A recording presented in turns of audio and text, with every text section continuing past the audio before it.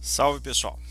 Então, esse é o nosso último encontro, pelo menos desse semestre. Eu ainda vou ver se eu deixo mais um vídeo para vocês, porque vou precisar aí talvez de um pouquinho mais de tempo para discutir essas ideias que estão colocadas aqui. Tá? Isso aqui a um passo a produção do curso, a um passo a algumas discussões que eu tive com a professora Adriana Inomata, que já fica aqui então, né, já fica inclusive registrada a discussão, né? As questões que a gente tem discutido do Humberto Eco, do Aulis Arnio e outras discussões que estão se insinuando Wittgenstein aí, né, por aí. Dicas do professor César Cerbena, né, que foi meu saudoso orientador e que está trabalhando com a professora Inomata também. E isso aqui é uma sementinha bem pequenininha de um trabalho que tem que ganhar extensão, que tem que tomar forma ainda. Então talvez eu deixe mais um vídeo para colocar mais algumas coisas que foram pensadas, meditadas aí nesse tempo, sobre aqui já trabalhando agora num sentido um pouco mais abstrato, e levando em consideração algumas observações aqui da escola escandinava, né, da linha de pensamento escandinava, que é o que a gente tem olhado com mais cuidado aí, e que é na verdade já uma linha um pouco, se a gente for considerar qual é a estrutura, o status teórico dela, já é uma linha um pouco, já está um pouco mais lá para trás, né? A gente for olhar Olive Krona, Hägerström, que a gente viu aí esses dias, né, e agora o Arnio, que a professora Inomata levantou numa discussão ontem, a gente tem aqui uma linha um pouco que já está lá para trás, ela já é uma linha ali, né?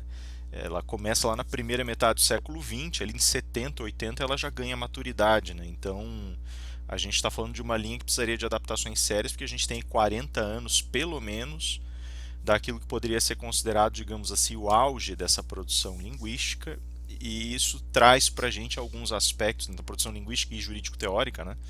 E isso traz para a gente alguns aspectos, algumas preocupações que têm que ser revistas dentro do contexto das transformações que nós sofremos. Lógico que isso também tem uma tendência, tem uma implicação, né, de servir um pouco como um filtro e permitir a gente também ler o que nós podemos, porventura, estar dispostos a admitir como transformação na arquitetura jurídica e coisas que talvez a gente devesse colocar de lado por não poderem ser comportadas na produção da ciência do direito. Então seria mais ou menos essa a ideia. Né? Então a gente colocou aqui uma possível teoria semiótica do direito, respondendo a pergunta que a gente lançou em algumas sessões antes, né? Mas deve-se notar, no entanto, que isso aqui é um leque muito aberto ainda, né? A gente já tem algumas tentativas teóricas, né? Tem aqui no Brasil o Pitarco já comentou já escreveu algumas coisas. A gente tem outros pensadores que trabalharam aqui com o pensamento linguístico dentro do direito e, né, mergulharam de alguma forma, desde o Humberto Ávila, o Danilo Marcondes, né, que trabalha lá com a linguagem na filosofia. Então a gente tem algumas, né? Aqui que eu estou falando só dos mais, né, conhecidos, evidentemente. A gente tem muito profissional excelente aí trabalhando com filosofia da linguagem aqui em Curitiba, fora, né? No Brasil, ao redor do globo. A gente tem muita gente muito boa trabalhando aqui. Eu estou fazendo só as menções de algumas publicações que são mais familiares aqui para os juristas. Né? Tem pesquisador uma pesquisadora da Universidade de Pernambuco que trabalhou também em extensão no doutorado dela essa ideia. Então a gente tem aqui um núcleo que começa a pensar um pouco mais de uma maneira um pouco mais afastada daquela escola habermasiana, mas desfrutando de alguns elementos aí e procurando algo que realmente oferece para nós uma plataforma muito rica para a gente pensar aqui numa teoria semiótica do direito. Né? Então vamos fazer algumas considerações sobre isso aqui. Eu vou começar aqui trabalhando um pouquinho das hipóteses que foram levantadas aí nas nossas discussões nesses últimos dias, tá? Então basicamente é um pouco isso. E se possível eu deixo aí depois da semana de avaliações para vocês uma segunda parte para oferecer um fechamento bacana aí para o curso, mas em princípio isso aqui seria o nosso último grande momento aí, né, de discussão.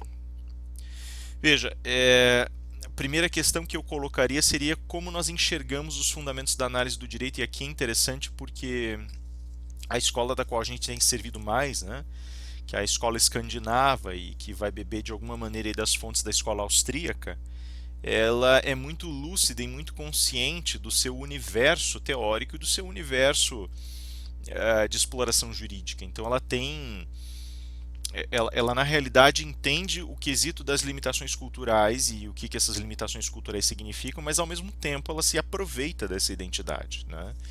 E a compreensão geral, tanto na Noruega, na Suécia, na Dinamarca, né, enfim, ela é uma compreensão de que essas culturas, de uma forma geral, elas têm uma ligação um pouco mais íntima e um pouco mais sedimentada com a norma jurídica. Então, elas têm uma caracterização, elas estão caracterizadas por um respeito um pouco mais profundo e um pouco maior pelo papel da norma jurídica dentro da organização do contexto de formação sistêmica do direito, né? E elas também se servem muito dessa preocupação que o Kelsen tem com a centralidade da norma jurídica na análise do direito. Então elas têm essa característica, esse atributo científico muito forte, muito tonal. E isso traz um problema para a gente, porque isso já posiciona de uma maneira um pouco preconceituosa seria o termo, né? Não no sentido que a gente usa, né, de maneira cursiva hoje em dia, mas no sentido gadameriano, né, no sentido de uma pré-concepção, né?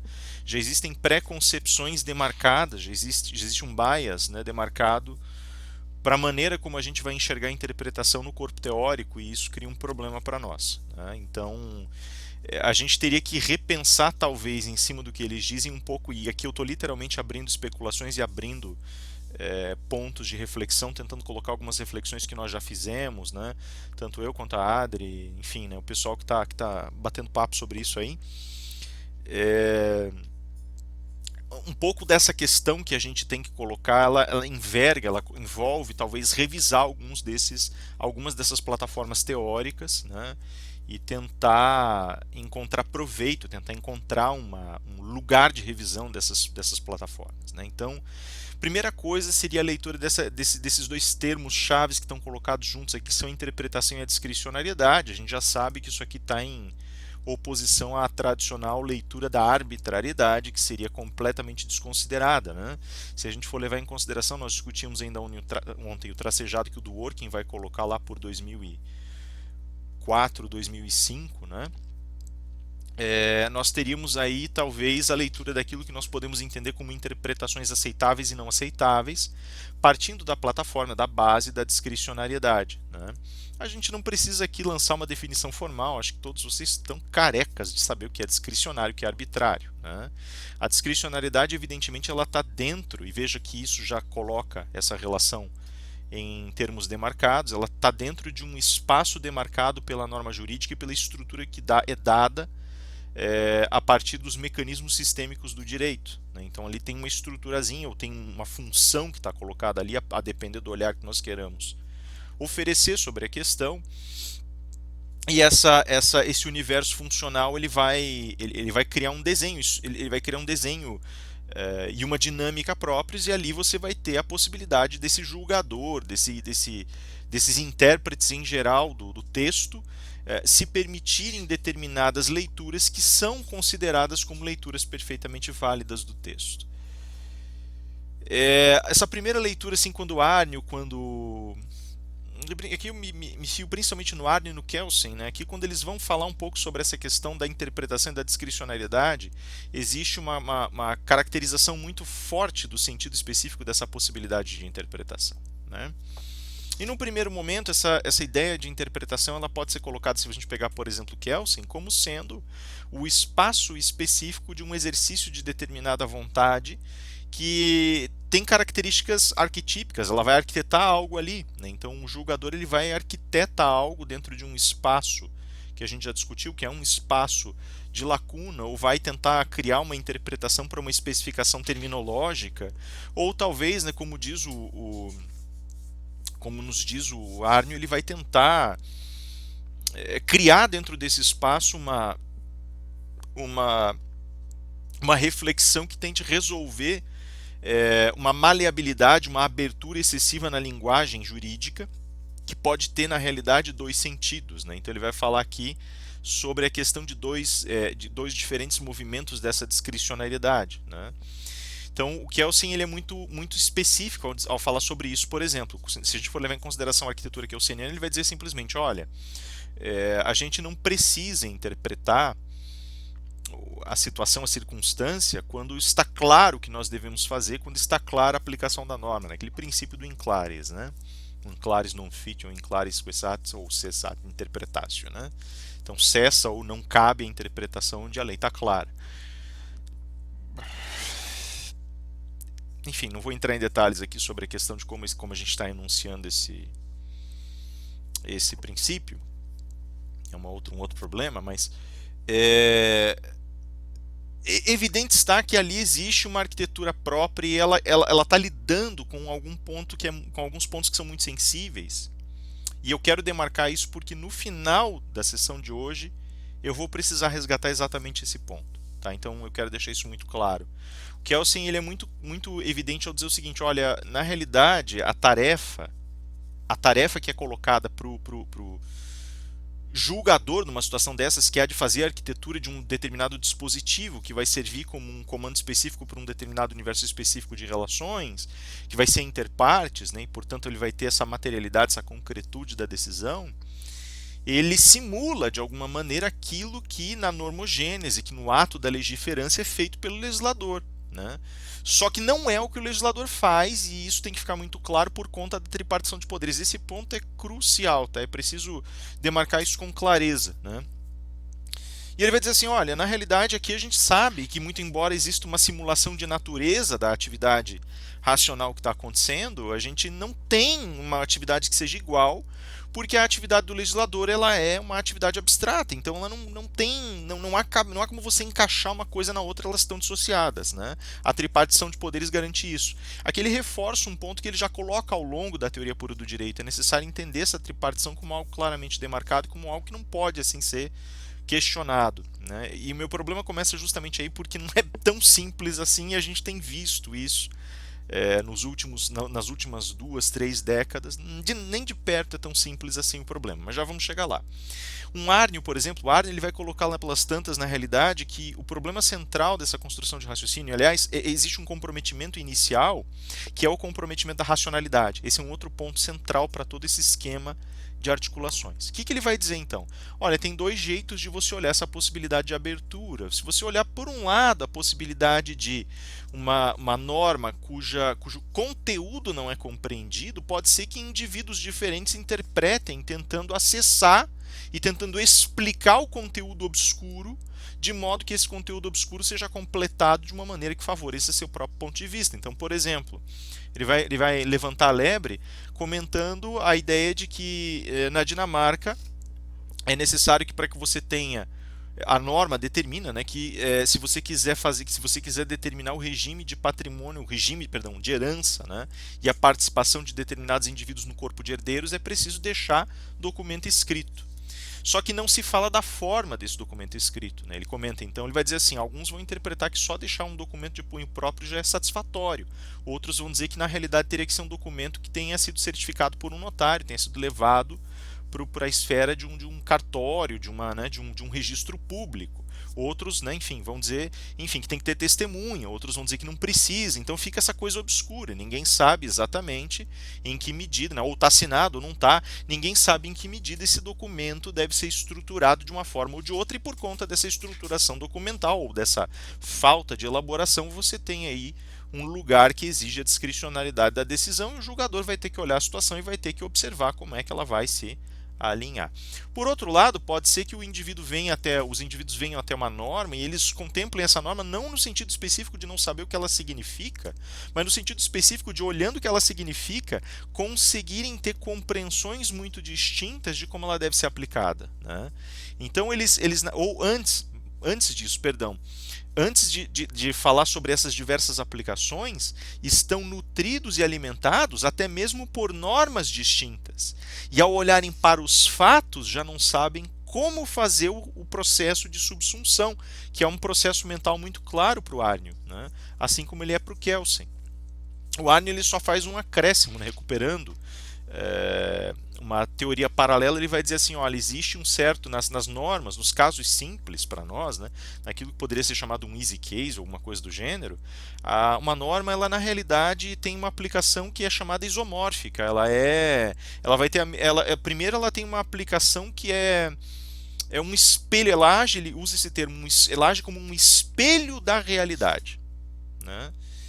E então você consegue espelhar propriedades na construção dos fatos e na arquitetura normativa. E isso é um termo vago, mas ao mesmo tempo ele é um termo interessante porque ele reflete exatamente o que o processo subsuntivo é, né? A subsunção ela é uma herança, na realidade, de estruturas filosóficas muito anteriores. Né? E aqui já me defendo dizendo que, como os próprios escandinavos, principalmente o Arnion, ele vai se posicionar, ele fala: olha, não existe distinção entre filosofia do direito e filosofia. Filosofia do direito ela é uma filosofia de nicho, criada pelo operador do direito que precisa dela, né? Mas ela não tem princípios diferentes, ela é filosofia como qualquer outra. Então, voltando à questão, a subsunção que nós estamos comentando aqui é uma subsunção filosófica. Assim como eu subsumo elementos materiais a conceitos, eu também posso subsumir fatos a normas. Né? Não existe uma distinção tão grande, o problema é a consequência desse ato subsuntivo. Se a subsunção filosófica, ela é uma subsunção perpetrada, exercida por Hegel, por exemplo, vai me levar à constatação de um conceito certo, de uma estrutura epistêmica própria, aqui a minha leitura epistêmica ela é diferente, ela vai me levar na realidade a uma consequência decisora, uma consequência que tem impacto no mundo e que reitera a legitimidade da norma. Né? Então, nesses dois universos, essa questão da subsunção ela aparece de uma maneira muito interessante, muito clara. E agora o Arnion ele vai problematizar para nós a questão da subsunção.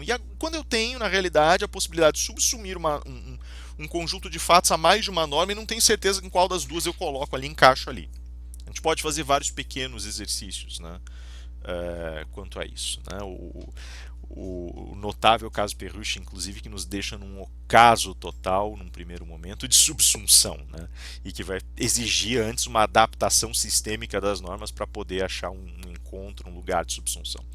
E aí nós temos, então, veja que aqui a gente já tem uma esfera que nos permite um olhar de dupla possibilidade da discricionariedade, quer porque a norma nos deixa mais de uma possibilidade de significação de um ou mais conceitos internos, quer porque eu consigo encaixar fatos em quaisquer normas, em mais de uma norma, e já não sei mais onde enfiar esse negócio.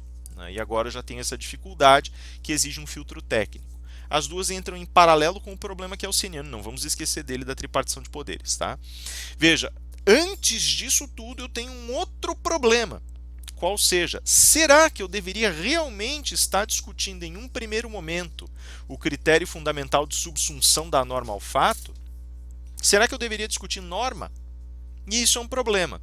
E aqui eu acho que a gente já precisaria ampliar um pouco o espaço de discussão. Né? O Arnion vai colocar para nós lá pelas tantas o seguinte, ele vai dizer para nós, olha, nós não devemos esquecer que a norma, ela tem sido para nós um instrumento fundamental para a solução de muitos problemas. Ela tem sido muito útil, muito refinada e por isso tem se prestado por muitos anos a ser uma solução viável. Então ela tem que ser considerada. Concordo? Ela tem que ser considerada, mas isso significa que eu tenho sempre que pensar em leis e estatutos e isso tem sempre que ser o centro das minhas relações jurídicas. Né? O ataque tradicional a isso é a leitura da segurança, da famigerada segurança jurídica. Né?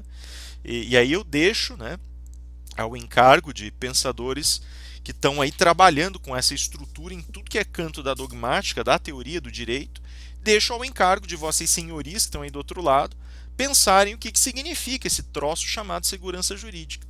Mas tem uma coisa que nós devemos levar em consideração, e isso, essa é a minha única contribuição para o assunto. Tá? Eu não quero nem entrar em grandes detalhes. A minha pergunta central é a seguinte: nós falamos em segurança jurídica como uma capacidade de antever determinadas construções ou critérios relacionais, de modo que nós possamos chegar a uma capacidade de compreensão daquilo que está sendo acessado pela norma. Como assim?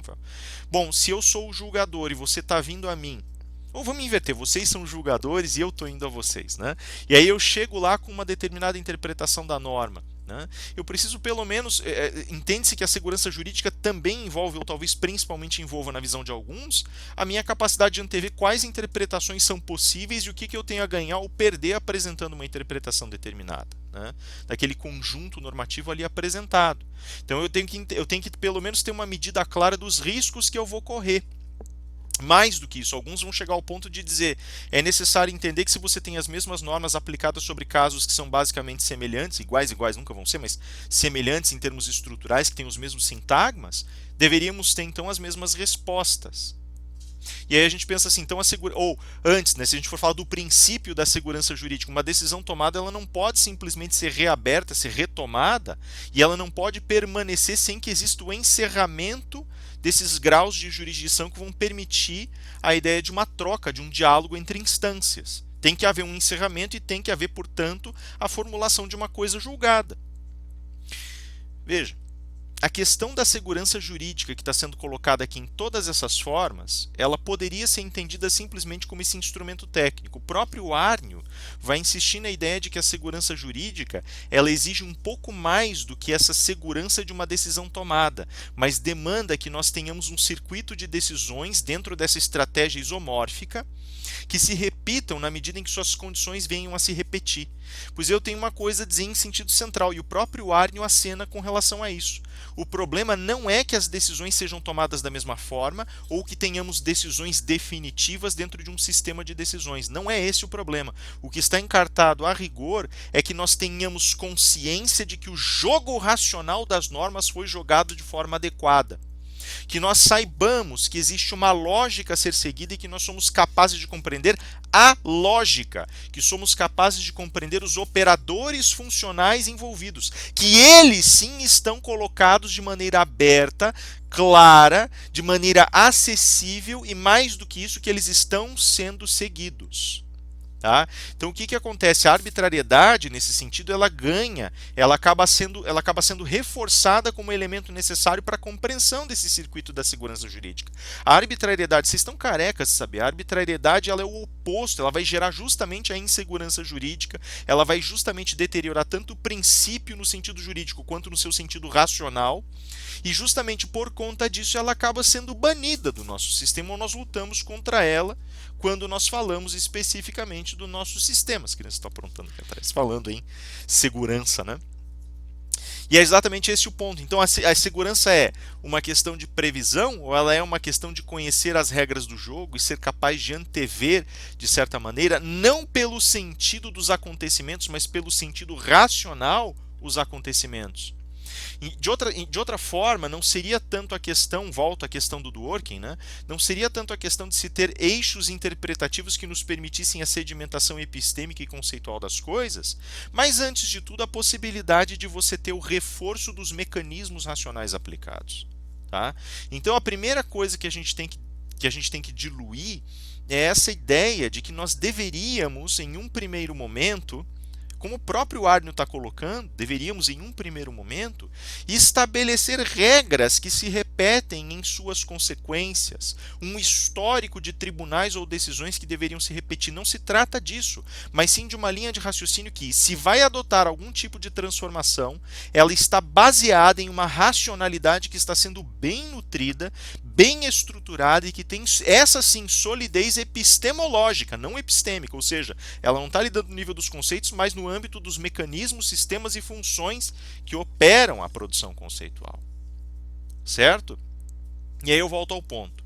Se é este o caso, então qual é a necessidade de ter condutas elaboradas e nomeadas por normas? Sim, é uma solução viável e útil, mas não é a norma que está sendo posicionada como tal e que, portanto, vai guardar para a gente, vai preservar para a gente uma resposta adequada ou correta, mas ela preserva uma certa dinâmica que, para certos setores, é considerada mais útil. De modo que a gente deveria dar um passo para trás e pensar que talvez esses elementos que o Arnio coloca entrem em algum nível em contradição.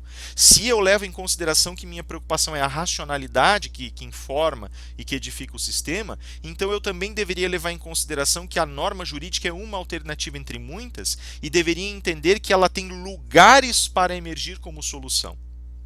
Tá? Então esse é um complemento que nós podemos aduzir da obra dele. Né? Ela não entra em contradição porque ele nunca negou outras soluções. Né? Ele só se concentrou ao redor dessa, por entender que o sistema com o qual ele estava trabalhando operava e se alimentava disso. Mas a gente pode agora presumir que a obra dele tem um alcance maior do que ele deixou enunciar num primeiro momento. Possivelmente porque eventos posteriores e maneiras posteriores de se lidar com os ordenamentos jurídicos permitiram esse avanço.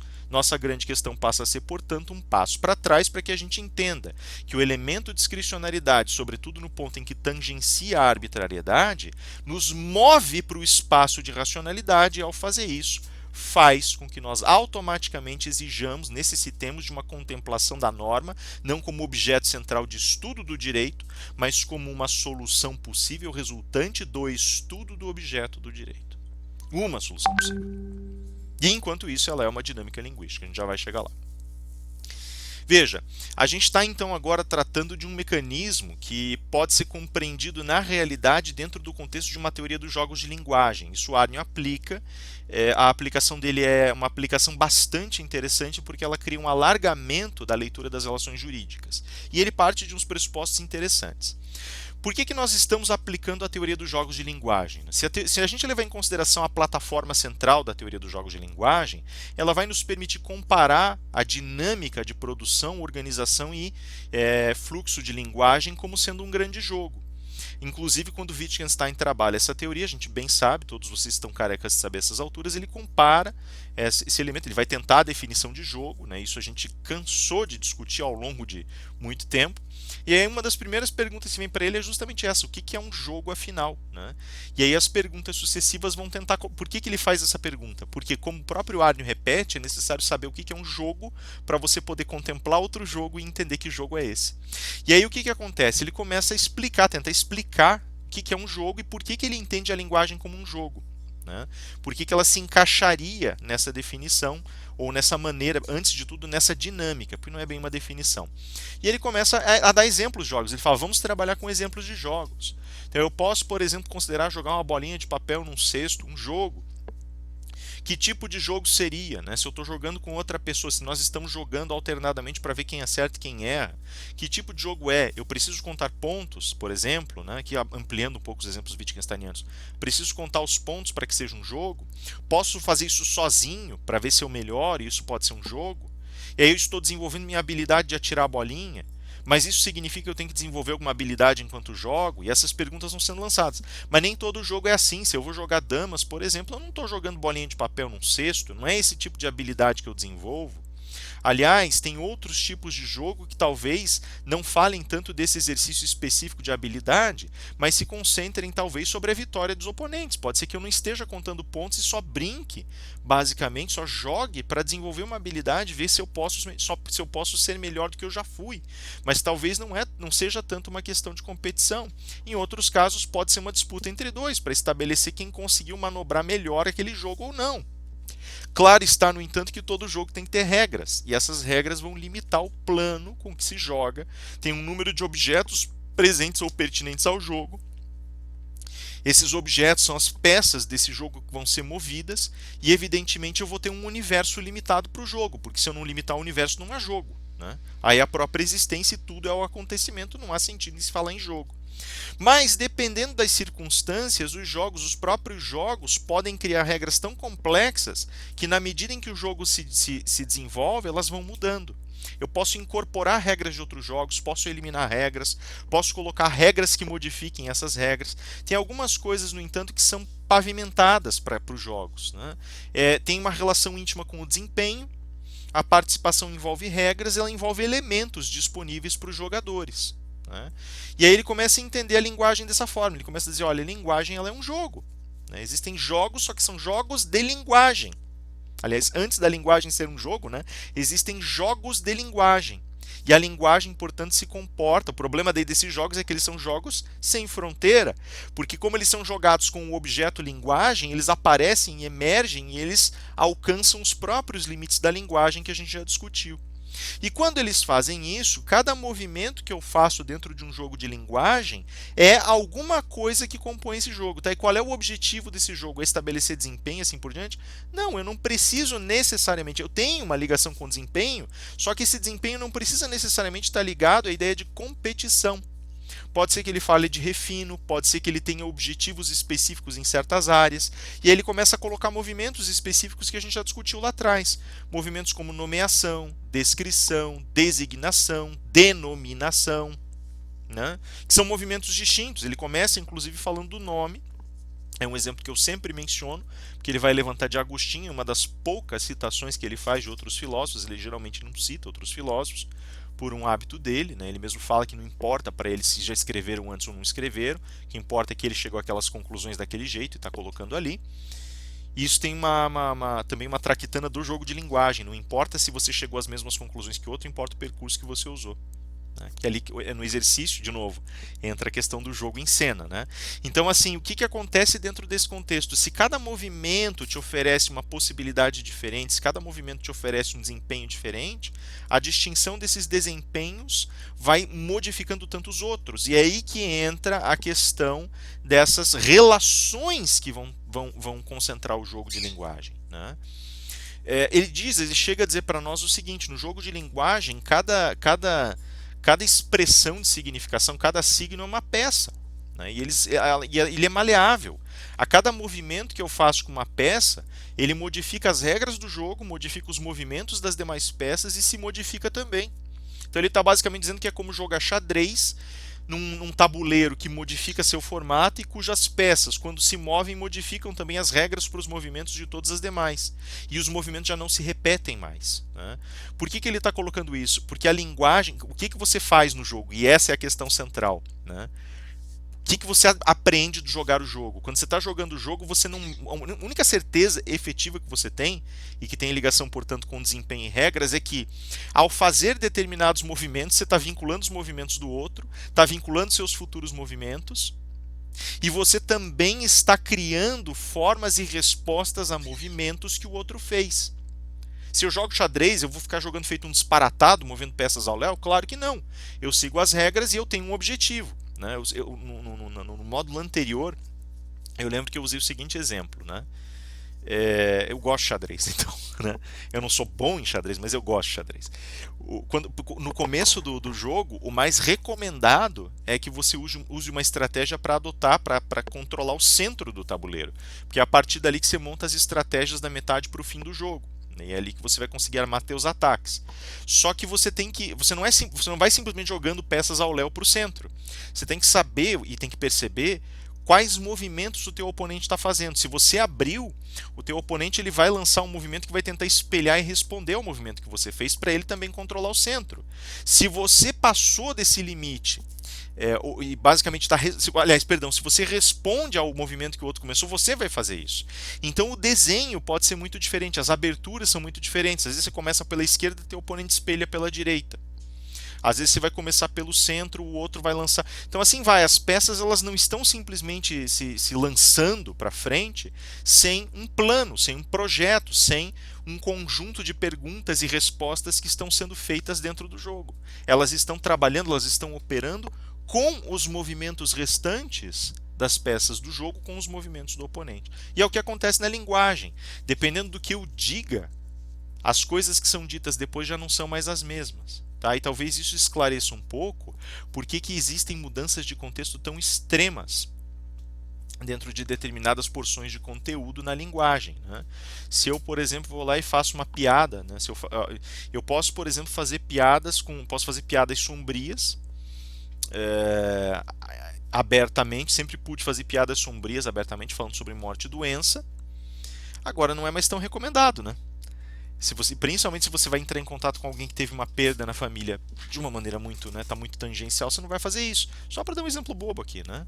Então, assim, isso vai mudando um pouco as concepções e vai mudando também o lugar, o universo desses agentes. Quando a gente vai falar sobre a aplicação da norma, a gente tem um esquema de regras próprio e um conjunto de jogos próprios. Eu concordo com a observação que o Aurélio faz. A filosofia aplicada aqui é uma filosofia geral, não existe filosofia geral também, mas ela é uma filosofia propriamente dita, ela não é uma filosofia do direito. Mas existe um ponto muito crucial. O direito ele acessa o jogo de linguagem de um jeito só dele.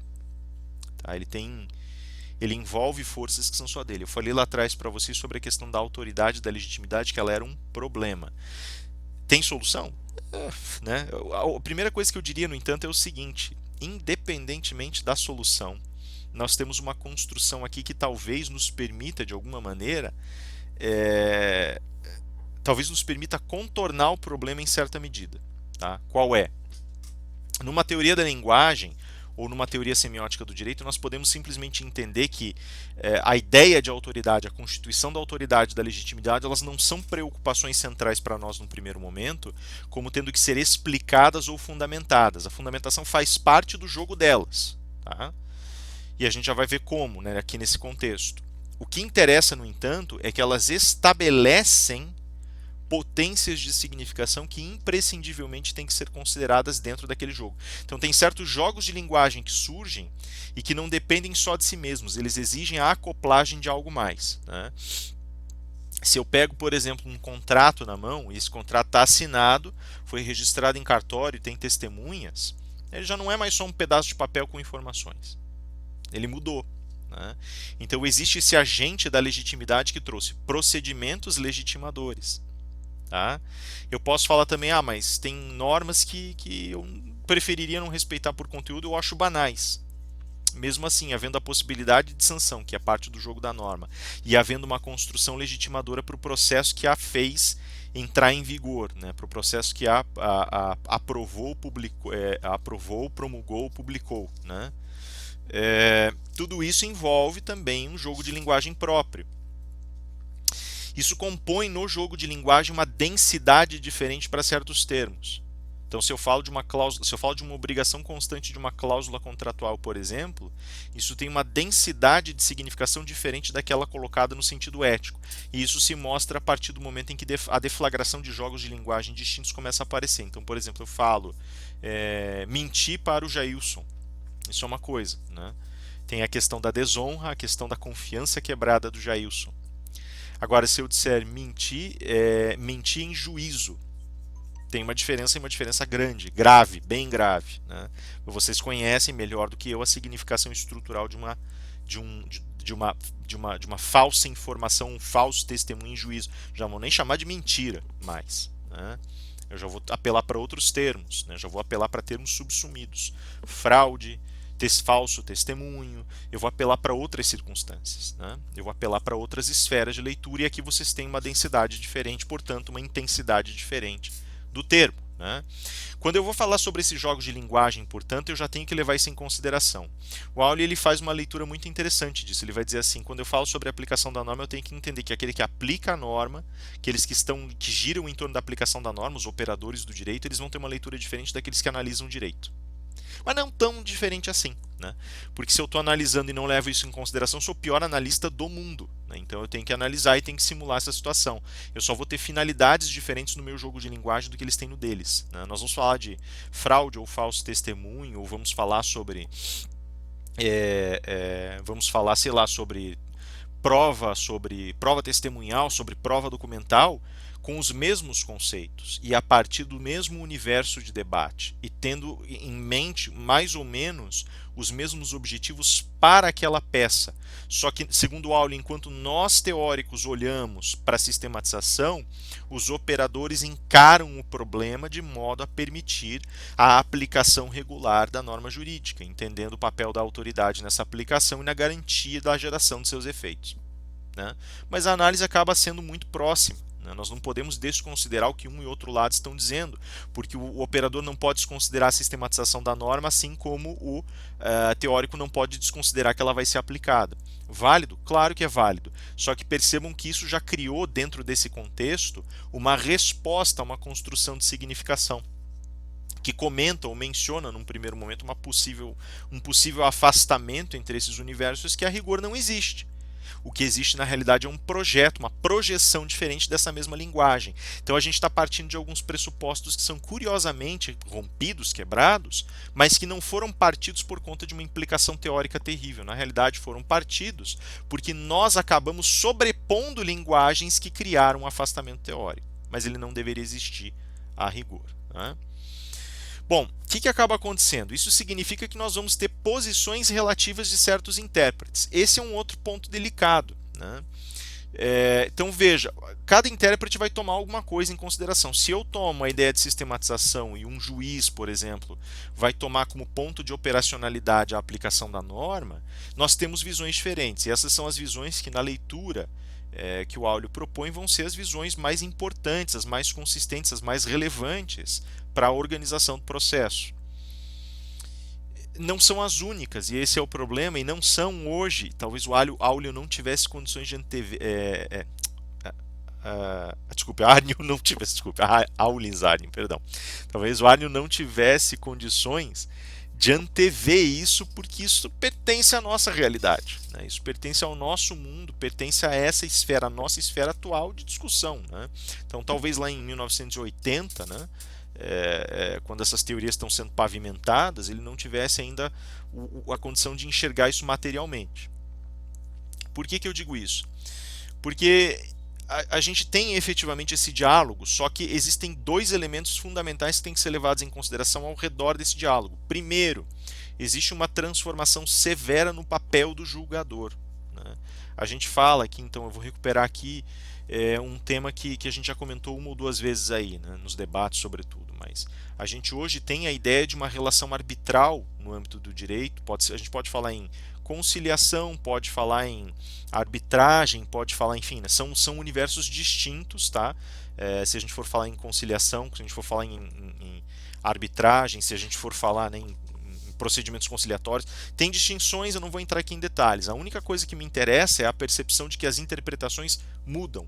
Inclusive, se eu vou, por exemplo, por uma audiência de conciliação que está atrelada à possibilidade de uma ação judicial, por exemplo, quando o juiz vai tentar a possibilidade de conciliar as partes antes de iniciar a ação judicial, ele também assume um papel distinto. E aí o papel do intérprete da norma já não é mais o papel daquele que está procurando explorar uma decisão certa.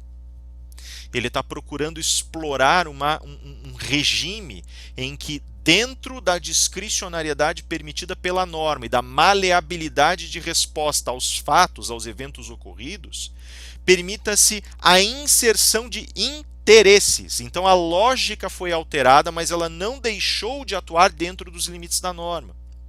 Às vezes ela quer prescindir da aplicação da norma em seu sentido mais brutal, permitindo o agenciamento, o acesso por meio de outros esquemas de regulação. A gente está contando muito mais com as estruturas específicas das faculdades jurídicas quando a gente está lendo dessa forma. Isso é interessantíssimo, tá?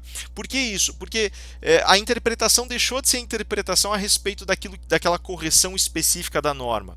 A norma ela passou a não mais a habitar enquanto conteúdo uma determinada moldura, mas passou a ser também ela própria moldura de determinados regimes que estão sendo confeccionados e criados dentro do contexto específico das estratégias conciliatórias.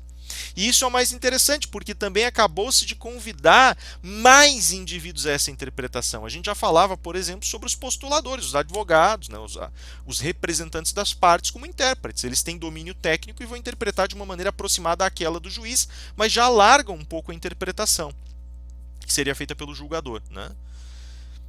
E já não tem mais o direcionamento específico da decisão, mas querem de alguma maneira participar daquele espaço de organização dos fundamentos da decisão, e já vamos chegar lá também. E aí o problema se alarga porque agora as partes também vão colocar os graus de satisfação e insatisfação com as circunstâncias materiais, né? A gente for falar, por exemplo, em arbitragem, que aí a gente não vai nem poder falar de juiz, vai falar de árbitro.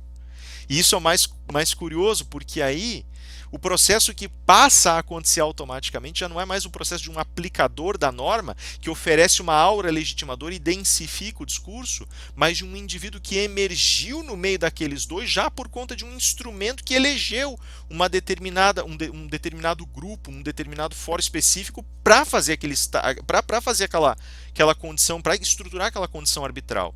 E agora o processo que passa a acontecer ali é literalmente um processo de observação de faculdades jurídicas sobre faculdades jurídicas. Pensa, por exemplo, arbitrar um contrato. Então, o próprio contrato selecionou quem arbitraria, em que medida seria arbitrado, que medida poderia ser renegociado o contrato. Então, agora são duas estruturas de linguagem. Uma que estabeleceu a armação desse universo arbitral, e no estabelecimento desse universo arbitral ele permite que ele se desdobre, que ele desmanche a própria relação, evidentemente não no núcleo duro da arbitragem, mas ele permite uma constituição própria de um universo relacional. Então olha o grau de independência. E agora essa maleabilidade ela começa a oferecer exigências ao universo normativo. Talvez até mesmo flexibilizações em pontos que não tinham uma admissão tão clara antes. talvez a necessidade de uma fluidez, de uma resposta mais rápida no sentido normativo propriamente dito. Então esse universo todo que está colocado aqui, ele enriquece de uma maneira bastante ampla o leque de intérpretes, ao ponto, veja, e aqui o termo intérprete, que ainda é usado pelo Arnio e é usado pelo circuito de autores que a gente está discutindo aqui, eu já repensaria isso também. Tá? Eu acho que eles não são intérpretes. Eu já coloquei isso para vocês que nós deveríamos nivelar todos os momentos de organização do direito como momentos de produção linguística. Eu voltaria a esse mesmo ponto e diria o seguinte: nós estamos aqui falando sobre o universo dos produtores de linguagem. Todos estão produzindo linguagem ao lado de linguagens que eles já contemplam como produzidas. Né? Se a gente se envolver demais com as estratégias desconstrucionistas, esses modelos que estão sendo propostos, eles também estão sendo reconstruídos em si por si. Né?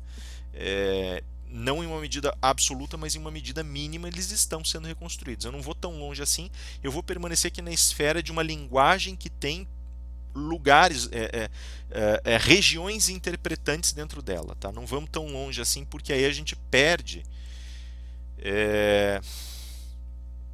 Eu usaria o argumento popperiano puro e simples, né? Se a gente pudesse reconstruir, eu torceria o argumento popperiano. Se nós como ouvintes, como receptores de linguagem, pudéssemos reconstruir com plenitude a linguagem, então nada precisaria ser dito, tudo pertenceria apenas ao terreno das nossas representações. E não é assim também. Né? As nossas representações, elas estão baseadas em algo, elas podem ser partilhadas na comunicação, mas não é também um oba-oba, né? Não é tudo sobre tudo. Não é um jogo de cartas abertas, não é assim. Então, né, pelo menos, não é uma questão assim, não é ideologicamente não pode ser assim, não se trata disso. Materialmente não é assim. Se partir desse pressuposto de abertura excessiva no âmbito desconstrucionista, no âmbito idiosincrático da linguagem, faria com que qualquer tipo de comunicação se tornasse impossível. Todas as linguagens seriam privadas e dirigidas para o próprio indivíduo, não importando quanto das estruturas de código fossem partilhadas. Então, assim, eu não particularmente eu não vejo dessa forma. Né? Eu não Já existe uma constatação, isso a título de exercício imaginário é muito interessante. E é uma hipótese interessante para a gente trabalhar para saber justamente, para lidar com os limites da linguagem. Então, levantar hipóteses que são extremadas é muito interessante, né? Mas a título especulativo. Materialmente falando, a nossa base empírica, a nossa experiência, ela já demonstra que não é assim que funciona. Né, que a gente consegue, e a gente inclusive consegue fazer esforço consciente para sedimentar significados, para tentar organizar a linguagem de maneira a torná-la mais objetiva e com uma partilha mais direta. Então, né, não dá, enfim, não vou aqui fazer uma apologia tão grande, tá? Isso é uma coisa que eu estou na realidade me justificando para mim mesmo, porque na minha cabeça isso mudou recentemente muito. Eu tinha eu entendia como algo muito mais determinante a possibilidade de uma teoria da linguagem privada, das linguagens privadas, num sentido muito mais radical que aquele do Wittgenstein. Hoje talvez eu tenha entendido melhor o que ele quer dizer, um pouco melhor pelo menos, ou talvez tenha entendido melhor Derrida, e aí eu já começo a ver que não é tão simples assim. Né? Próprio Derrida as pessoas tendem a interpretar de uma maneira muito radical, eu penso. Ainda preciso estudar mais isso também, mas isso deixa para a próxima sessão, né? Para o próximo vídeo. E aí a gente tem então essa questão central, que é dessa leitura de vários intérpretes e de vários lugares de interpretação, mas eu colocaria esses intérpretes, como eu disse, como eixos de produção de linguagem, todos eles. Né? Não falaria mais de uma relação de interpretação, falaria sobre produção de linguagem, talvez lugares interpretantes e representações. Vamos dessubjetivizar essa linguagem para facilitar a nossa vida, tá? Para poder entender o processo na sua pureza mesmo. Né? Tem uma questão também subalterna a essa, que é a seguinte: se a linguagem foi produzida em sentido técnico, talvez a dessubjetivização seja uma via de regra, talvez não seja necessário um sujeito para produzi-la, talvez ele consiga se trajar da linguagem, mas isso é uma outra hipótese para ser trabalhada em outra ocasião, e é uma hipótese, tá? Então aí tem que tomar muito mais cuidado, porque a gente já está falando sobre a questão da produção autoral, e isso é um outro episódio. O que acontece no sentido específico da ciência e da aplicação prática da norma? Como eu acabei de colocar para vocês, existe uma comunicação intensa entre os dois universos, né? Eles não estão na realidade separados, eles partem do mesmo corpus linguístico e eles são derivações distintas desse corpus, porque são derivações que estão se dirigindo para outros corpos linguísticos em outras posições, nada mais. Tá? Então eles estão, basicamente, é como se fossem fronteiras entre grandes regiões linguísticas que vão se mesclando e elas vão dando tons. E ali a gente vai enxergando, à medida que a gente vai se aproximando. Né? Imaginem um plano gigantesco em que a gente está tratando da linguagem. Aqui no meio a gente tem, por exemplo, uma questão jurídica qualquer. Sei lá, uma leitura sobre a questão sobre a questão do furto. Tá? E aí a gente tem uma definição clara de furto, uma aplicação da norma, mas daí a gente começa a perceber exceções que vão surgindo de relações materiais, que estão lá em outra região com os aspectos sociais, né? E eles vêm se comunicando, e daí a gente começa a pensar em estado de necessidade, furto famélico, e isso vai se inserindo nesse contexto, mas também está se comunicando aqui com uma terceira região que é o sistema, que está se comunicando aqui com a questão do furto, e que tem que manter uma harmonia na dosimetria da pena, mas ao mesmo tempo esses dois estão se cruzando aqui, e agora a gente tem um enlace dessas grandes regiões, elas estão se juntando mais ou menos como num nó Borromeu, e elas estão aglutinando elementos que trazem princípios, que regulam, normatizam esses princípios, que vão aparecer dentro do universo da decisão, e assim por diante. Não estou aqui falando especificamente da teoria tridimensional, tá, que vai colocar aquela questão de fato, valor e norma. Não é isso, tá? Até porque a gente não. Esses são significantes que, digamos assim, numa leitura desse tipo, emprestariam elementos dessa realidade linguística mais ampla.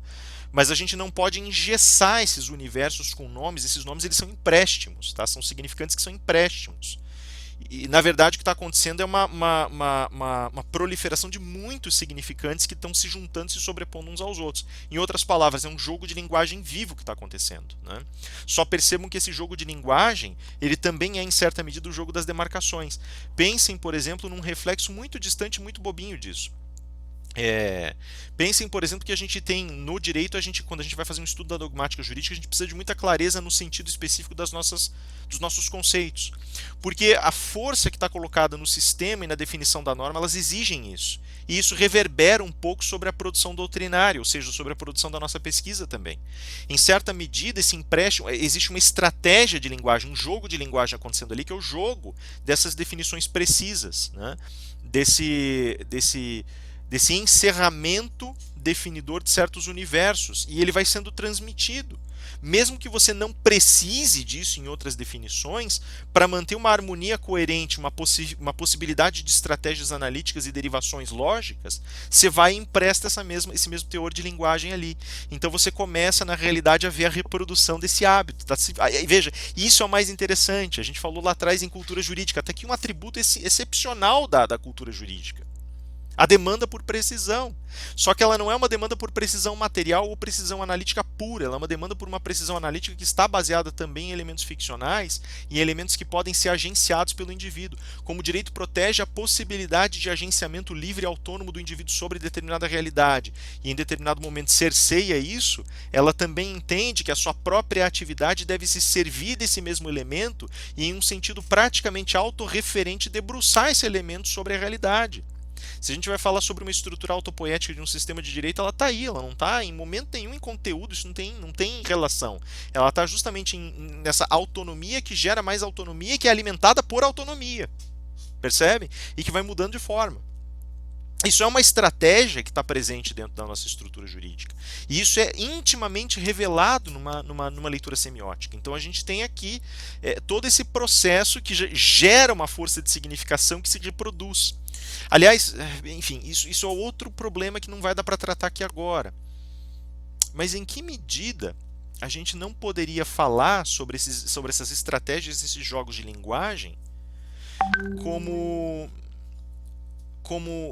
elementos que só conseguem ser avivados pela sua repetição. Depois voltem lá naquela questão, se vocês quiserem, lembrando da questão da repetição, quando nós comentamos isso no âmbito cultural, repetição que vai demarcando, que vai consolidando, que vai estabelecendo e que eventualmente faz perder o sentido, né? E que daí a gente começou a falar sobre a transformação cultural, etc, etc. Então, em que medida não é justamente um comportamento obsessivo e estrutural dentro do direito que vai fazer essa repetição acontecer?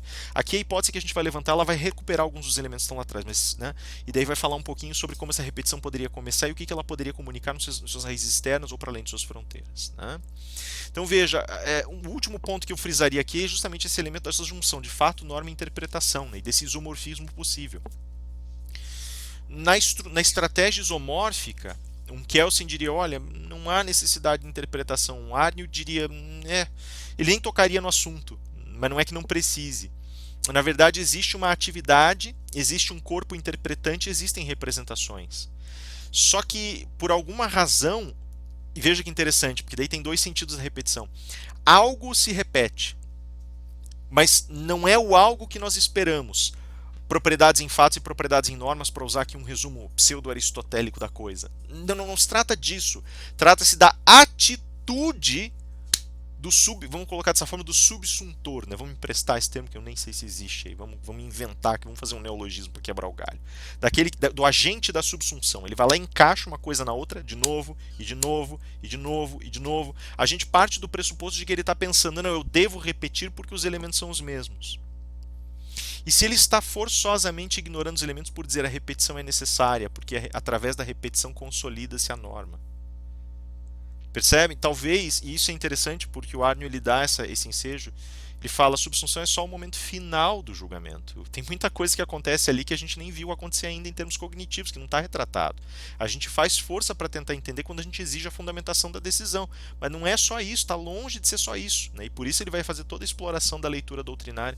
Mas eu iria eu forçaria um pouco as teorias que ele colocou, porque eu acho que elas sugerem isso. Eu diria o seguinte: eu escolho repetir porque eu parto de certos pressupostos. Por exemplo, se eu repito em várias ocasiões as sentenças e o alinhamento dosimétrico do furto, é porque eu vi ali elementos que, considerados mais significantes que os demais, criam esse reforço. Pega, por exemplo, a literatura do McCormick. O McCormick vai falar, ele tem um exemplo clássico lá da limonada. Ele fala, o cara foi lá e bebeu limonada e o ácido da limonada, porque foi mal conservado, ele estava contaminado, daí criou bactérias e o cara e a esposa beberam e acabaram ficando muito doentes. Eu não sei se alguém não acabou morrendo, inclusive, por causa disso, por causa de uma infecção. E aí ele move uma ação, ele processa a loja, né, que vendeu a bebida. Isso foi no começo do século XX. E aí a loja, talvez um pouco antes, não me lembro, tá? Desculpe. E aí a loja fala assim, olha, né, eu tenho responsabilidade sobre isso, eu preservei em lugar fresco, guardei bonitinho, né? Não deixei acesso para rato, para nenhuma peste, deixei tudo muito limpo. E aí entendeu-se materialmente que o problema na realidade tinha sido na fábrica, que a fábrica estava soltando lotes por causa da contaminação dos tambores de produção do suco. E aí, até então não se tinha pensado, quando havia um problema desse tipo, um defeito no produto causava dano para a pessoa, a via de regra era a seguinte: olha, você vai lá e processa a loja se responsabiliza, não me interessa, né? Quem vendeu que se responsabilize. Ah, mas quem vendeu nesse caso não tem culpa. E aí, de repente, o juiz pensa assim, mas pera lá, se o cara não tem culpa, quem que tem? Então, não, é a fábrica. Ele pensa assim, então eu não posso permitir que alguém que não teve culpa, né, que não teve. Não posso permitir que, na ausência de um nexo de causalidade, alguém seja forçado a ressarcir. Então eu vou ter que forçar esse indivíduo, ter que obrigar esse indivíduo a ir lá na fábrica, né, vou ter que pedir, aliás, perdão, para esse indivíduo ir lá na fábrica e processar. Só que eu não vou fazer também com que esse indivíduo tenha que se demover, já que ele foi injustiçado. Eu vou fazer o seguinte: eu vou chamar essa fábrica nesse processo aqui e vou fazer ela pagar. Vou pedir para ela se defender, e se ela não tiver condições de se defender, se ficar constatado de fato que ela teve culpa no cartório, grosseiramente falando, ela paga. E assim, então ele fala assim, criou-se um precedente ali, né? Mas até então ele não existia. E aí vem a questão, até então, defeito, era esse pensamento simples. A questão é o que acontece cognitivamente, aí que está sacada que o jogo de representações oferece para nós. Que representação mudou de repente para que houvesse essa inversão? Tem tantas e tantas e tantas e tantas outras situações mais contemporâneas, inclusive, que a gente poderia tomar para fazer essas leituras, desde questões de preconceito racial, questões, por exemplo, que envolvem sei lá, propriedade, que envolvem contratos, que envolvem administração pública. A gente poderia falar, por exemplo, sobre responsabilidade da administração pública. Cara, dá para falar de um mundo de coisas.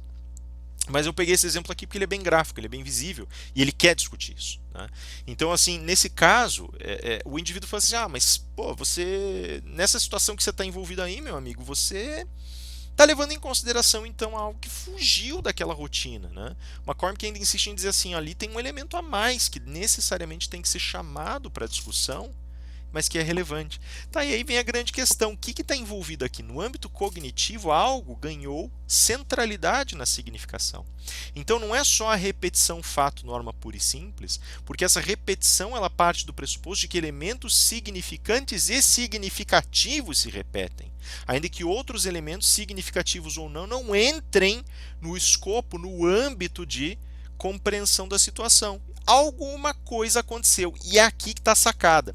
Tudo isso que a gente colocou até agora, pensem dessa forma, está dirigindo a gente para um universo de relações interpretantes, um universo de representáveis, de corpos representativos, mas parece, num primeiro momento, encerrar a gente, no âmbito da discricionariedade, naquilo que é uma barreira para nós. Tipo, agiu com discricionariedade porque interpretou dessa forma. Vamos pensar de uma forma diferente agora. E se esse juiz, quando sentou para pensar, tinha uma carga que estava nele, tá? Aqui a gente vai levantar um argumento perigoso, porque ele se aproxima do argumento Gadamer, né? E não é isso que a gente está querendo abordar, mas se esse sujeito de repente abriu os olhos e ele falou, cara, tem alguma coisa que é muito significativa para esse caso, que tem centralidade e que eu não posso ignorar. Mas o que fez ele entender isso? O que fez ele aparecer dessa forma e entender? Talvez a grande questão tenha sido a concentração dele sobre a situação de justiça ou injustiça que estava relacionada no caso. E aí o olhar dele não era mais o olhar daquele que entendia há critérios, repito. Ele passou a ser o olhar daquele que pensa o que mais há que não se repete, mas que deveria ser incorporado à rota lógica da própria decisão, né? ao caminho lógico, por assim dizer, né? Da própria decisão. E aí ele incorpora esse elemento, coloca ali ao lado e vai fazendo a decisão crescer. Então o que acontece? Estou falando tudo isso porque lá atrás eu falei para vocês que a cultura tinha um envolvimento profundo em como as decisões eram construídas. E agora talvez fique mais claro dentro de uma possível teoria semiótica como isso acontece.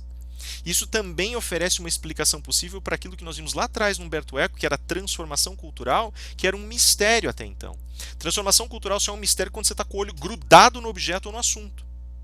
Quando você começa a perceber, né, mais ou menos como a fenomenologia do Merleau-Ponty, né, quando você começa a perceber pelos campos externos da tua visão, aspas, ou pela ampliação das tuas condições cognitivas, o que mais incide sobre a relação, aí você começa a ver que existem outros elementos de significação forte que podem redefinir o próprio tema.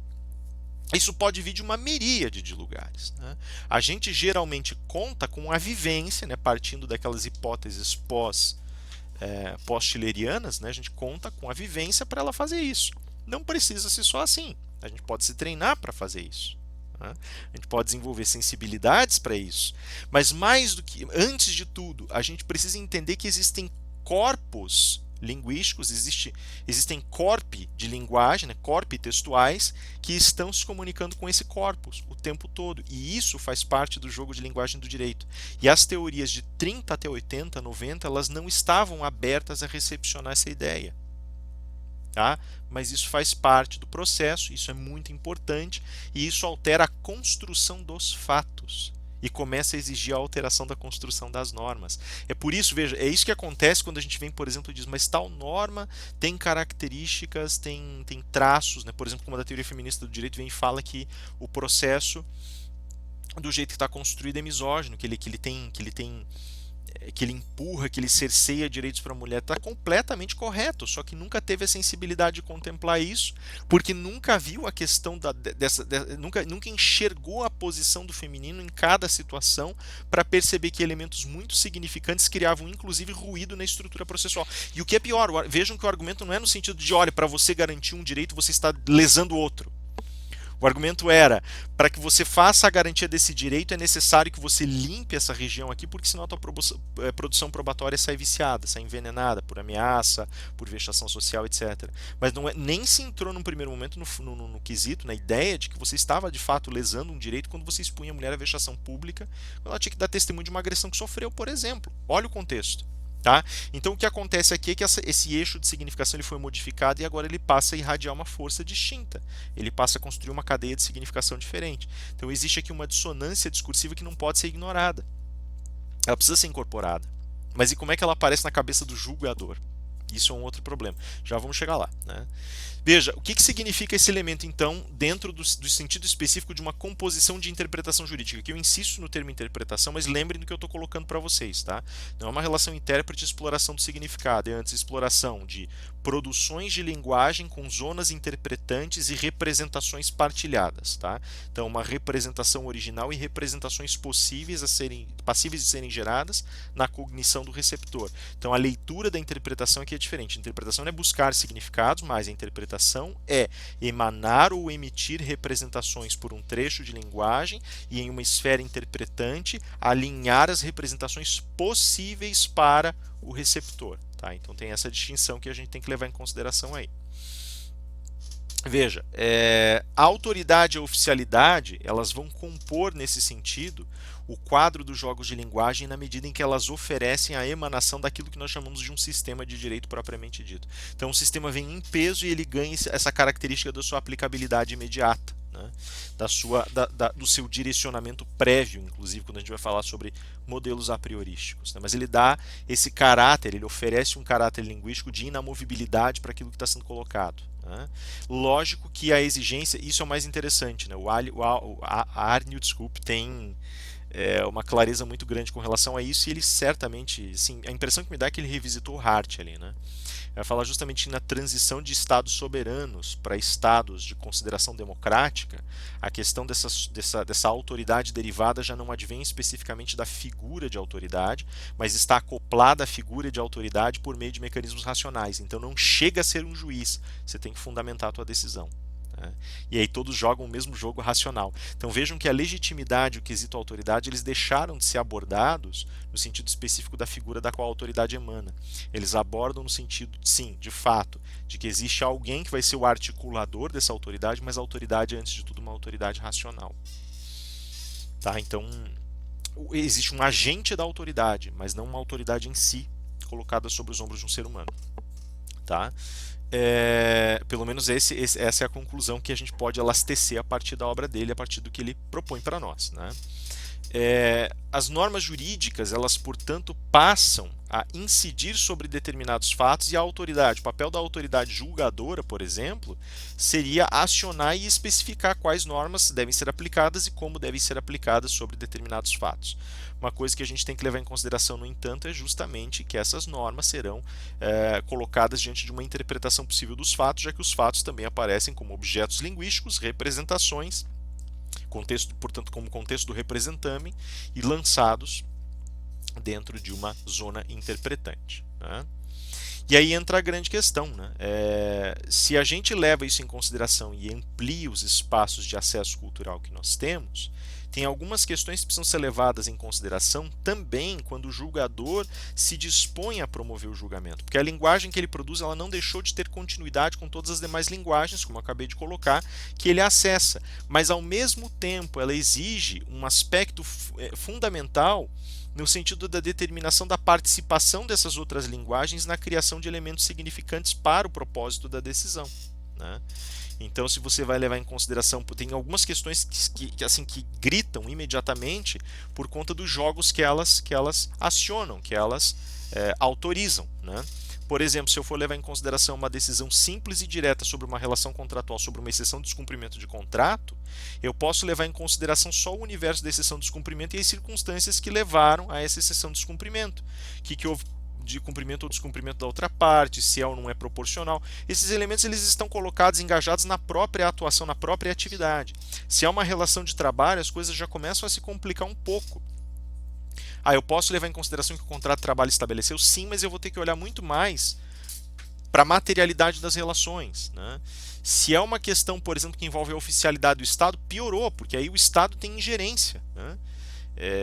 Mas se é uma questão, no final das contas, que envolve a estruturação dos poderes e o acesso constitucional a determinadas esferas de relação de poder, aí sim é que encardiu de vez, porque ali a gente já não está mais lidando com coisas que são acessíveis para a estrutura do direito como ela foi produzida. A gente entrou em um universo de regimes que não tem. Eles basicamente vão fazer uma apropriação da norma para a aplicação lógica desses elementos. Mas a operacionalidade, a efetividade dessas aplicações pode ser muito, muito vaga, pode ser muito porosa, pode ser muito. ela pode ser muito, na realidade pode haver uma ineficácia e uma inefetividade muito grandes. Então, isso também já tem que ser levado em consideração nesse sentido. Agora, pensem, por exemplo, que dentro desse contexto, ainda por cima, um jogador pode resgatar valores que são seus e tentar pensar, mas será que eu devo ou não devo acrescer isso a esse universo de julgamentos? E aí vai depender muito das posturas que esse julgador também tem em relação àquilo que está colocado diante dele. Se eu tenho um sistema, por exemplo, isso é interessante porque o Arne vai colocar isso como praxis, né? Ele vai tentar fazer um elenco de situações e de posturas possíveis de você adotar. Você pode olhar, por exemplo, no sentido da autoridade que emana a norma. Ele vai dizer assim, olha, tem gente que considera que existe, que a norma não emana de autoridade, que ela é assimilada, aceita por autoridade. Os naturalistas contemporâneos vão pensar de alguma maneira nesse sentido, né? Que isso está explorado, vem da natureza humana, ou de Deus, ou no justnaturalismo, né, clássico e medieval, né? De divindades, de Deus. Ou as pessoas vão dizer que isso vem de um estado natural ou de fundamentos éticos e morais que são projetados para dentro do direito, e aí você não está mais falando sobre autoridades, você está falando sobre a submissão de determinados estados racionais a outras esferas. E aí ele pode e deve se servir dessas esferas, inclusive, e começa justamente a lançar esse tom como força ou como agente correcional, né? O que traz uma incerteza muito grande, e daí já começa a forçar os limites da construção legiferante.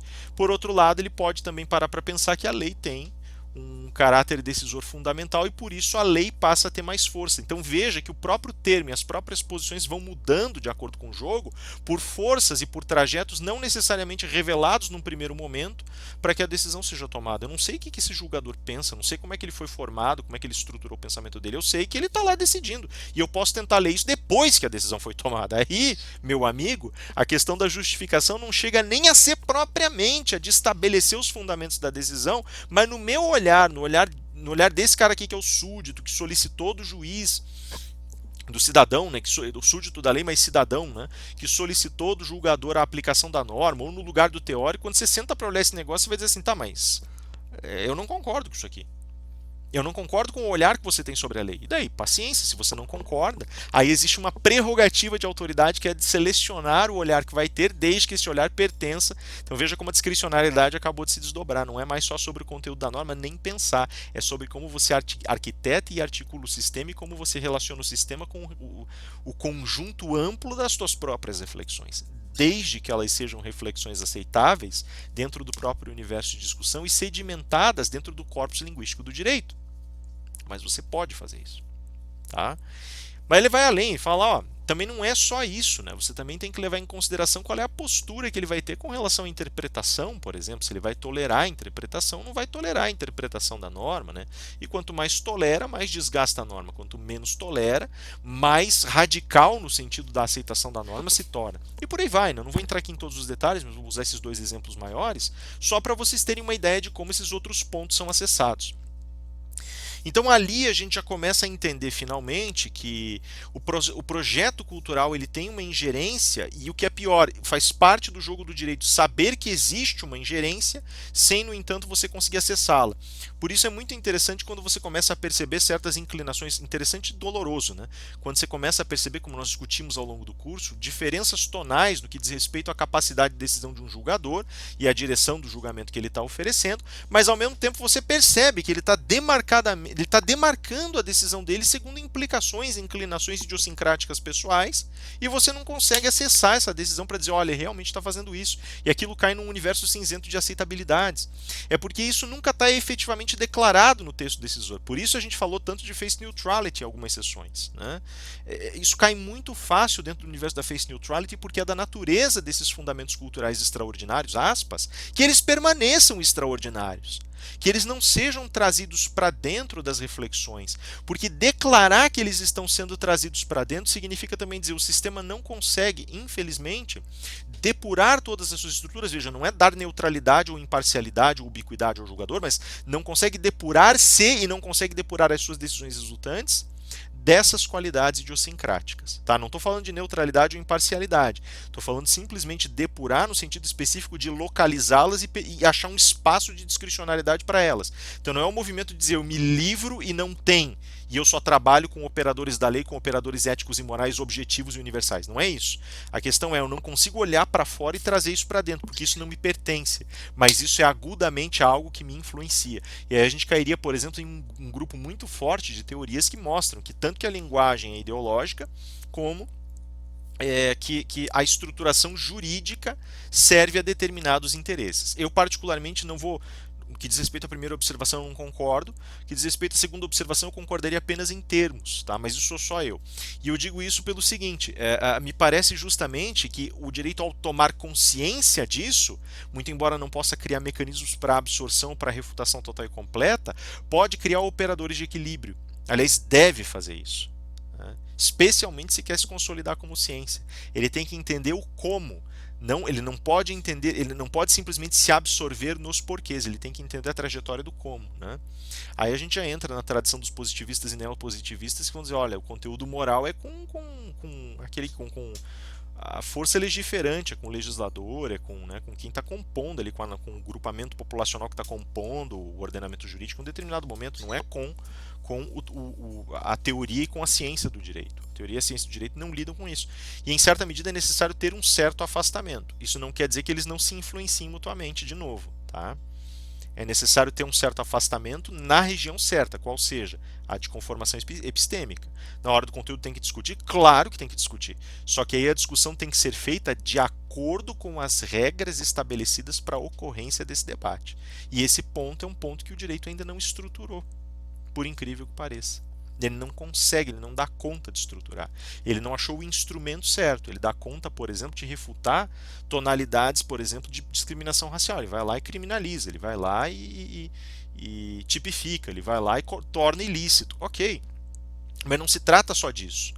Porque enquanto você fez o trabalho numa cabeça de alfinete, tem tantas outras situações que estão acontecendo e que agora vão passar por esses filtros, e nessas situações você pode sofrer derrotas sonoras, sem conseguir tornar essas estruturas ilícitas, né? O sistema ele tem que se adaptar como um corpo, ele não pode oferecer respostas, ele tem necessariamente que olhar para suas ordens funcionais, né, para os seus operadores funcionais.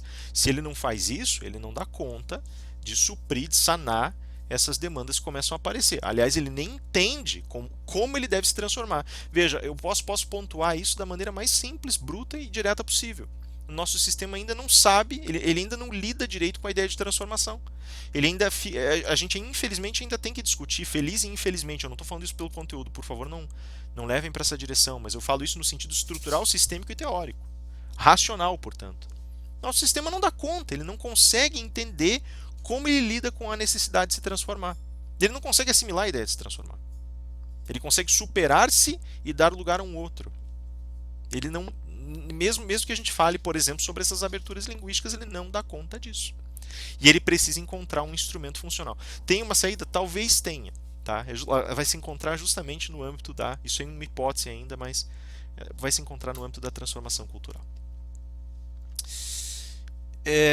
Aí a gente tem, então, a ideia de trabalhar aquilo que nós vamos chamar de bases de interpretação.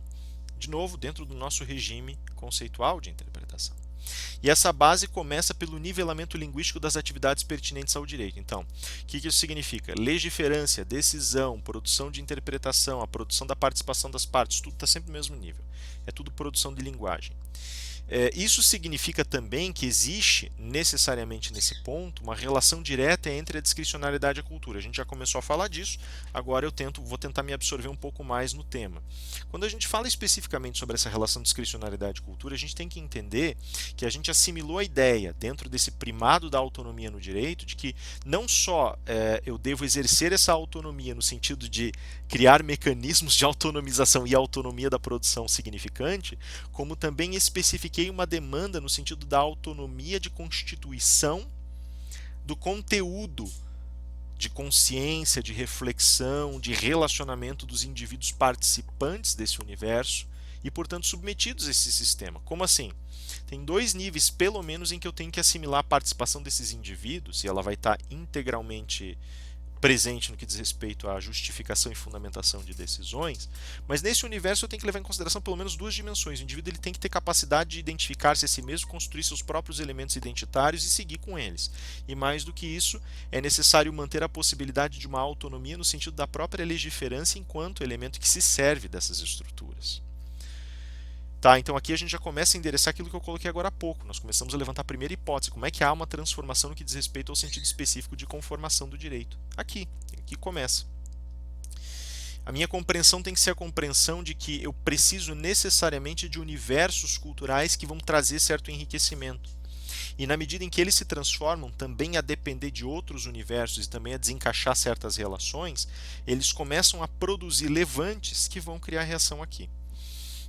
Nosso problema, então, a nossa pergunta não pode mais ser, no sentido específico, quais os limites da discricionariedade, ela não pode mais ser quais os limites da transformação normativa, né? A pergunta também não vai ser num sentido necessário como acontece a transformação ou o que é essa transformação, mas vai ser exatamente de onde emana essa transformação, né? O nosso problema não é mais o mapeamento da transformação em si, mas o mapeamento dos agentes que deslocam fenomenicamente as relações e que criam essa transformação cognitiva.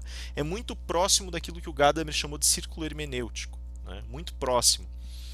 Eu não usaria esse nome, no entanto, porque círculo hermenêutico dá a impressão da Erlebnisse, né, das Erlebnisse, né, da ideia de vivências, que de alguma maneira flutuam e criam essa dificuldade de constituição direta, essa dificuldade de reforço dessas forças gravitacionais que estão aí dirigidas para conformação de uma possível ciência do direito. Então, nesse sentido, a discricionariedade ela faria uso desses corpos culturais e as transformações e choques que vão acontecendo, às vezes, num sentido atômico dentro de um universo desses, vão influenciar e vão criar relações e referências dentro do universo jurídico e estão emanando desse lugar e começam a se repetir, a massificar, elas começam a exigir uma voz, né?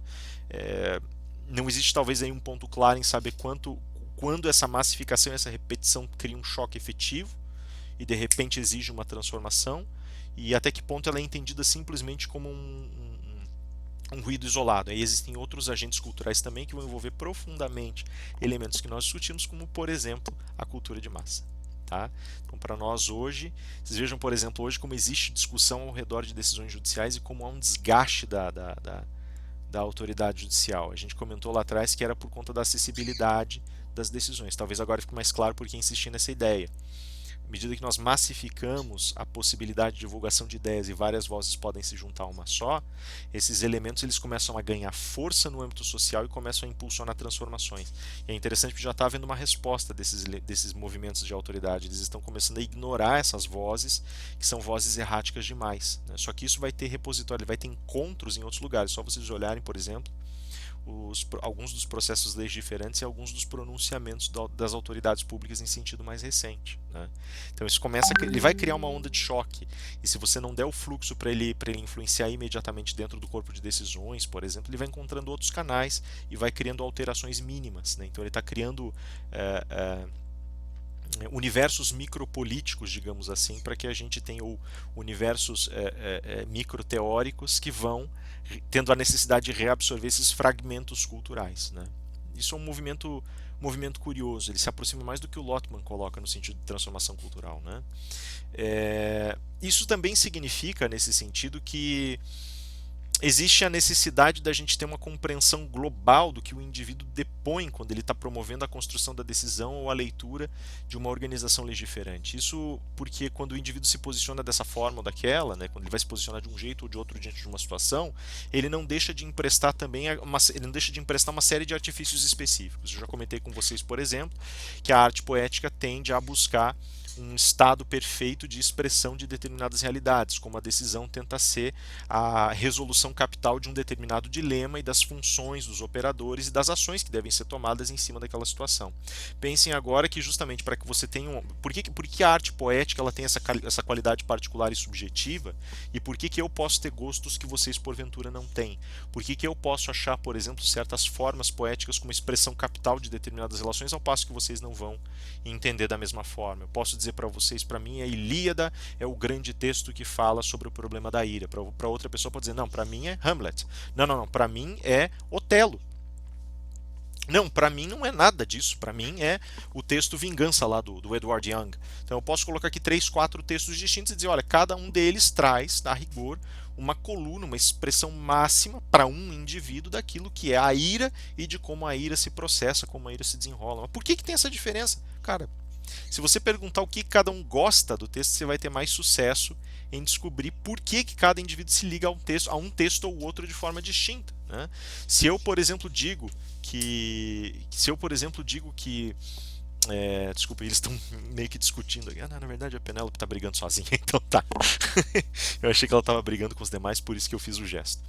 Mas assim, se vocês levarem em consideração que eu, por exemplo, gosto demais da Ilíada, vocês vão perguntar, mas por que a preferência pela Ilíada e não por Otelo, por exemplo? Né? Eu vou dizer assim, olha, Otelo é um texto maravilhoso, mas eu prefiro a Ilíada porque a Ilíada tem temas, ela traz um tema épico ao invés de trazer a questão da tragédia que está ligada ao romance num primeiro momento. A ira de Aquiles, que surge também por conta de um romance, ela no entanto engloba, no entanto, todo um cenário de guerra muito mais amplo, envolve toda uma narrativa que é basicamente a guerra, a mãe de todas as guerras. O Otelo não, o Otelo ele tem uma relação mais concentrada e emana a tragédia da própria relação. E aí alguém pode, por exemplo, a Júlia pode, por exemplo, dizer, mas eu prefiro por isso. Exatamente porque a emanação da tragédia é pura, porque ela não sofre ruídos, porque não existem tantas outras relações e causas que trafegam pelo meio daquilo ali. Isso é difícil em Shakespeare, aliás, de passagem, né? Porque Shakespeare inventava um monte de problema e não conseguia resolver antes do fim da peça. É típico dele, padrão dele. Tem gente que não gosta de Shakespeare por isso. Então, assim, veja que tem vários agentes, várias forças atoras aqui no meio. Né? E essas várias forças atoras, a outra pessoa poderia inclusive dizer assim, mas eu prefiro, né, Tito Andrônico. Tito Andrônico, sim, o ódio da rainha dos godos contra a família dos Andrônici. Né? Ou Andrônici, ou Andrônico, sei lá enfim, como é que pronuncia, mas enfim, tá aí. Né? Contra a família do Tito Andrônico. Por quê? Porque ela foi derrotada e humilhada, ela estava furiosa, ela resolveu que ia se vingar. E aí ela promove uma vingança sem limites. Pode ser, pode ser. Você vai dizer assim, tá, mas então entre a Julia que prefere Otelo e é, o, o,